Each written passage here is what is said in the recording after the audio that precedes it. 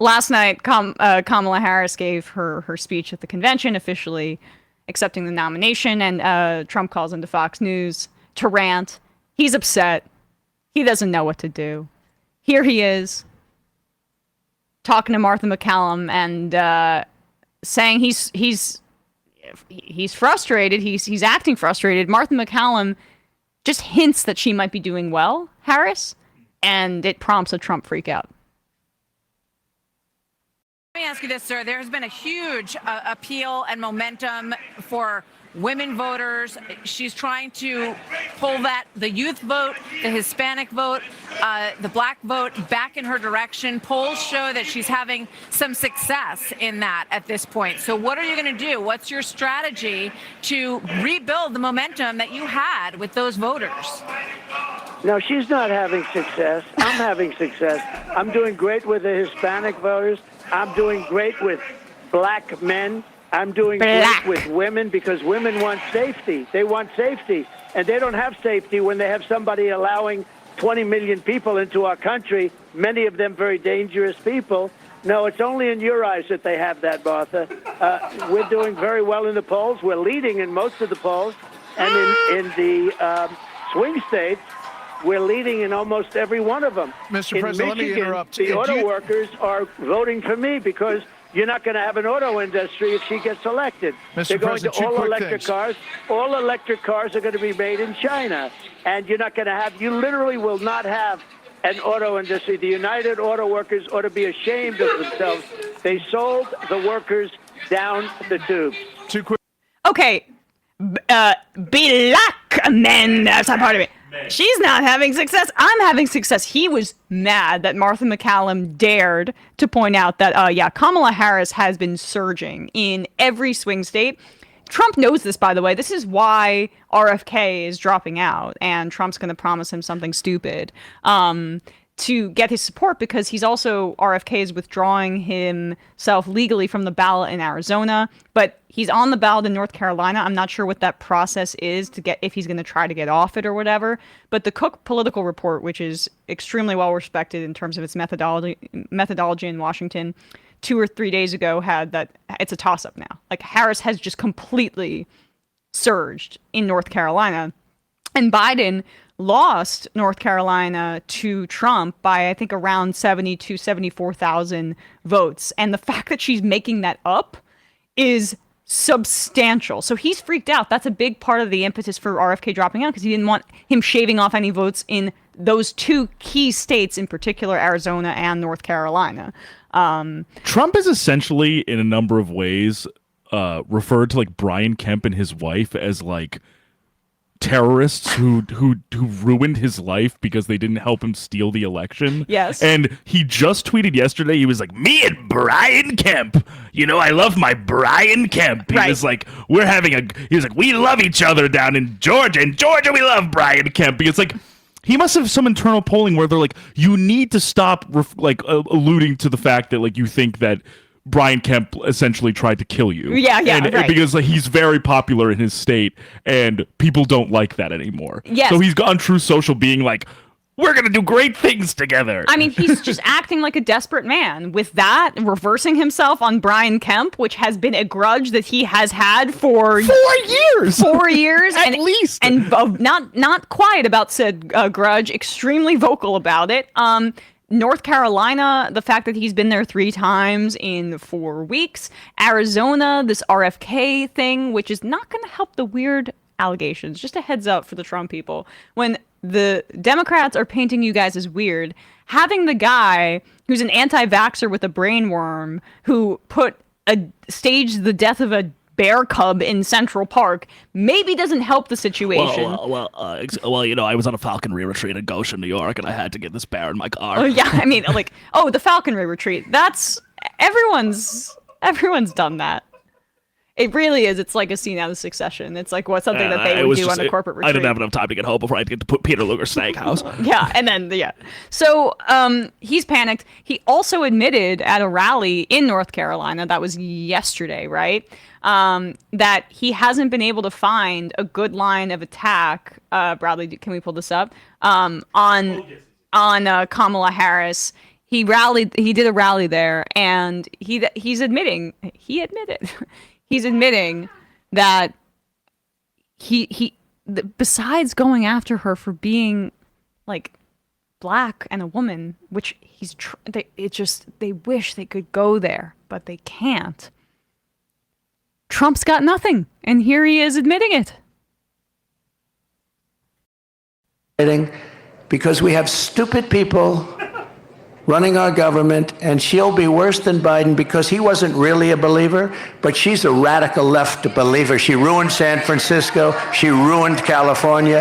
And if she gets in, our country doesn't have a chance. This calamity is on Comrade Kamala Harris's shoulders. I think her name will be Comrade because I think that's the most accurate name. You know, I've been looking for a name. People are saying, sir, don't do it. You know all my names. They've all worked. They've all been very successful. And I really didn't find one with her. Sir, she's a woman. I said, so is Hillary Clinton. I called her Crooked Hillary. So nobody complained about that, right? Right? Mr. Governor, nobody complained about that. You were just saying about Hillary that you love her now and that you call her beautiful Hillary, and that he never wanted to lock Hillary up, and that the Democrats are so much worse because they want to lock up their political opponents. He's gone from lying in a way that he can get away with to lying in a way that, like, anybody who's vaguely paid attention to politics and knows Trump would be like, that's not true. Like, I kind of remember that. Anybody who's 30 and up is like, did he really not say that he wanted to lock Hillary Clinton up? Because I feel like I remember hearing that over and over and over and over and over again at his rallies. I don't know if I'm going insane. There was one in that there. I think it was one of the Twitter accounts. I'm trying to remember. It was like Midas Touch or something like that. Who put together a compilation of all the times that, or it even may have been CNN that did it, where it was like at one of the rallies in 2016, he says he's going to lock somebody else up, and he just can't help himself. He's like, and we're going to lock Hillary up. He's like, I gotta get it to them. It's like, we weren't even talking about her. He sauntered around the stage where she was like, we've got it. We're lucky that we don't have someone who, with the temperament of Donald Trump in office. And he goes, yeah, because you'd be in jail, and then like drops the mic. Like, yeah, you wouldn't like that. I mean, so he did do Crooked Hillary, right? Why was she crooked? Right. Because you want to lock her up because she was crooked. He's tried crazy Kamala, but Kamala Harris does not come off as crazy. She's very buttoned up in public, I think, and almost like somebody who's reserved in the way that she chooses to approach politics. She's not like Biden. She's smarter than Biden is really what I'm saying. Biden was the kind of guy to make a lot of gaffes and say things off the cuff. That is not Harris. So she doesn't, besides being like, Black Harris, all he's got is Comrade Kamala. Maybe that sticks, but she just did that really centrist, like national security border prosecutor speech that I just think he doesn't have enough time to define her in that way. In the next 70 days. I wish she was Comrade Kamala. Me too. I think there's a lot of psychoanalytic stuff that's going on with Trump right now that I'm saying just from my opinion that this is not backed by any reporting or anything. I think he is slightly, I think he may have PTSD from the assassination attempt. I think he's somewhat sexually attracted to Kamala Harris, which is also short-circuiting the criticisms. He said, I'm better looking than her out of nowhere. And also at one point in an interview was like she came out and she looked like the beautiful first lady, and she almost looked like Melania. And I'm like, she looked like your Slovenian wife. It's extremely intrusive. But thank you for sharing. And I also think like, I think there's the PTSD, there's that, and I also think he just misses Joe. No, he misses his guy. He misses the guy that he was supposed to be fighting. I mean, he desperately wishes he was running against him. But, if there is a hell, that's where the two of them will meet. And then finally they'll be able to embrace and let forever. I'm sorry, Biden's going to hell if there is one because of the Gaza situation. But then that's where they get to meet and reunite once again. Can we watch this? This is the end of the Brett Baer, Martha McCallum interview. Yes. where all of the favorites come up in this answer, because RFK comes up, the Georgia Republicans that he used to despise come up, and Biden comes up because he misses his friend. And but the issue with this is that Brett Baer and Martha McCallum have to get to Gutfeld, and Trump just doesn't want them to get to Gutfeld. Oh no, they have a hard out. He wants to keep talking about the guy he's not running against. Two quick things as we wrap up here, Mr. President. Tomorrow, do you expect to be endorsed by Robert F. Kennedy Jr.? And are you making a specific effort in Georgia to make up, if you will, with the governor of Georgia, Brian Kemp? Well, I just saw Brian on a very good man. Did you ever hear of a man named Sean Hannity? And he was interviewed by Sean Hannity. And he was very nice, and he said he wants Trump to win, and he's going to work with me 100%. And I think we're going to have a very good relationship with Brian Kemp. And that was on just before you people went on with that speech that we just listened to. And RFK Jr.? It just happened. And as far as RFK, I've had a great relationship with him over the years. I respect him. He respects me. I have no idea if he's going to endorse me. I know he's got a news conference. We happen to be in the same state. Arizona will be in the same state, but in quite different parts of the state. But it's possible we will be meeting tomorrow, and we'll be discussing it. He said, look, he was treated very unfairly by the Democrats. He would have beaten Joe Biden in a Democrat primary. I have no doubt about it. And they made it absolutely impossible for him. They made it that you have to get 60, 70% of the vote just to get in. And you know what? President.